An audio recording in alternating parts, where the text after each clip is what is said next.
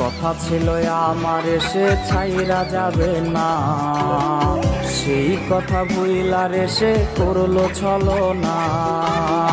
তার মায়া কইরা দিছে আউলায় আমারে, তার ছায়া ইশারাতে আজও ডাকে রে। তার ছাড়া এই পাগলে বাঁচে কেমন?